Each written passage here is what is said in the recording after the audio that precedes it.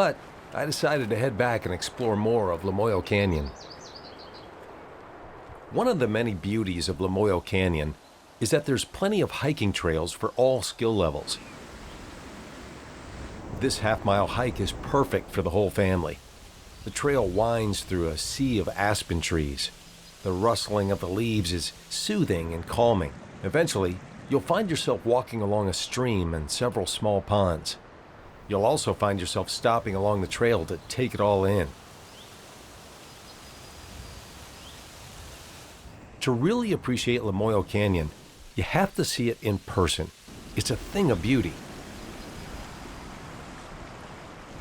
Look at this.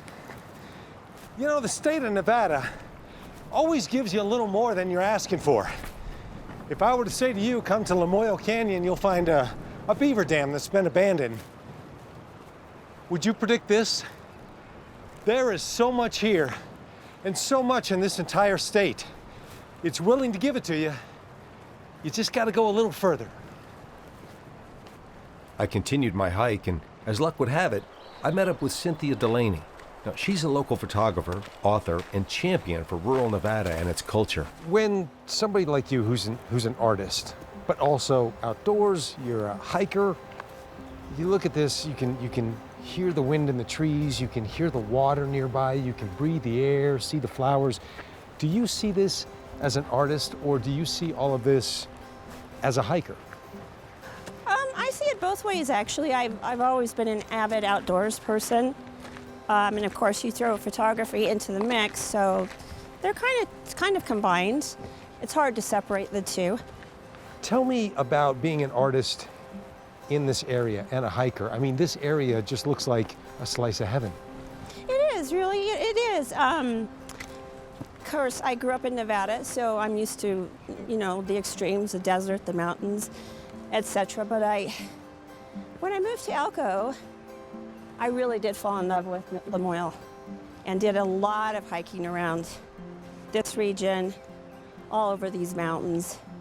You know, it's interesting you talk about the extremes of Nevada, because I think a lot of people think of a dusty highway between Vegas and LA, but I mean, look at this. Oh yeah, we have water in this part of Nevada because we often have heavy snowfall in the mountains, and then come spring when it warms up, there you go. Absolutely spectacular. Waterfalls. Yes, absolutely. Let's have a chat. Let's go sit down over here. Sure. What do you say? I got about 1,000 different questions for you. Okay, sounds good. Well, let me ask you this.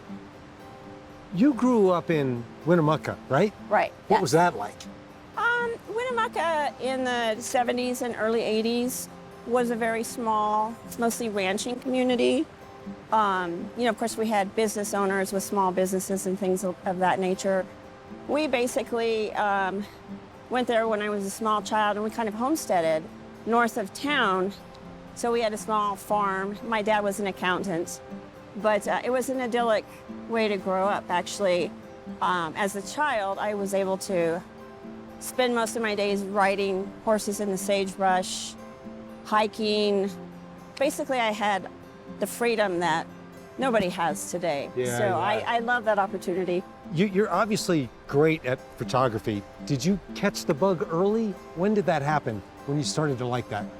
I really think that because my mother gave me or allowed me to use her camera at about age 12, and I started photographing mostly my horses and my pets. We had every kind of animal in the world, you know, growing up with those. I loved it. I loved capturing their personalities. I loved capturing the connections between animals.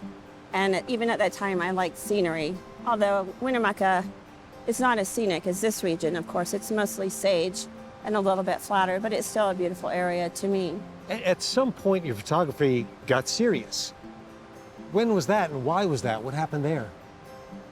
Well, I first really thought about it professionally when I went to college at UNR the first semester. I took darkroom photography and fell in love with that. But there was always that little voice in the back of my head that says, you know, artists never make any money. So I decided to be an anthropologist, right? Great. So anyway, I pursued that route until the early 90s, and then I realized my true calling was photography, and then that's when I went to school at New England School of Photography in Boston. And I kind of never looked back, actually. When did you know that, hey, I'm pretty good at this?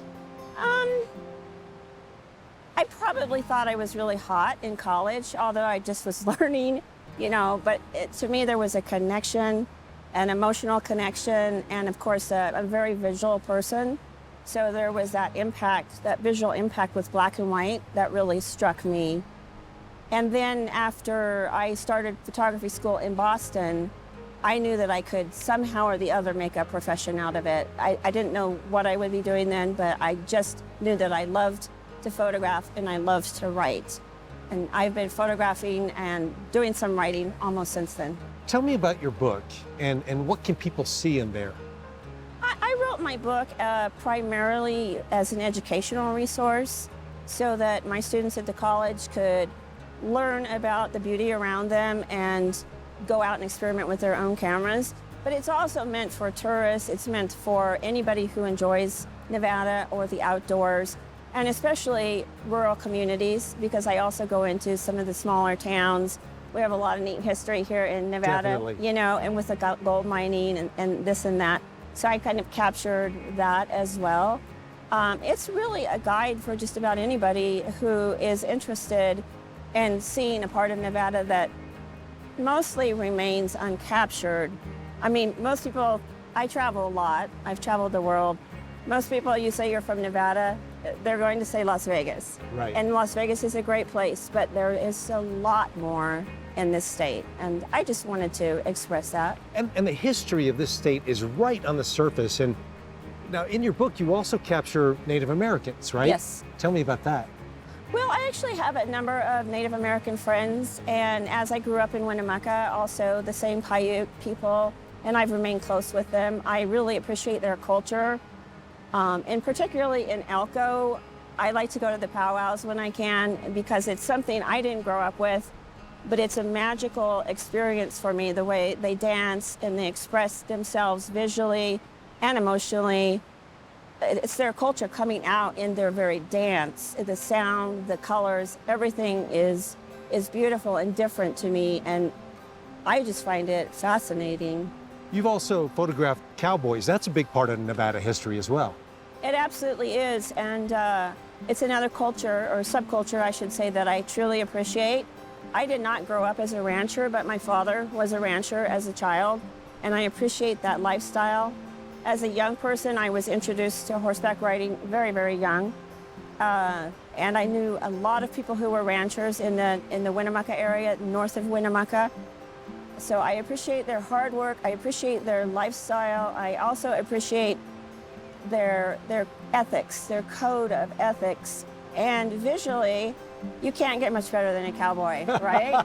With the hat and the dust.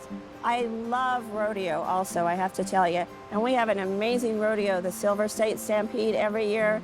And I have photographed that thing a lot. And I've done it. you have done it? I've done it, You yes. have. Well, Yes. then we have something in common. That's right, It's that's the right. action and the dust and the animal and the man versus each other or working together. That's That is right. just so intriguing. I am so glad in life that you found your passion, you followed it, and now you're offering it for others because you're so talented and your work is so valuable on so many levels. And I just want to say thanks because it's so good to spend time with a fellow storyteller like you. Thank you. Absolutely. Thanks.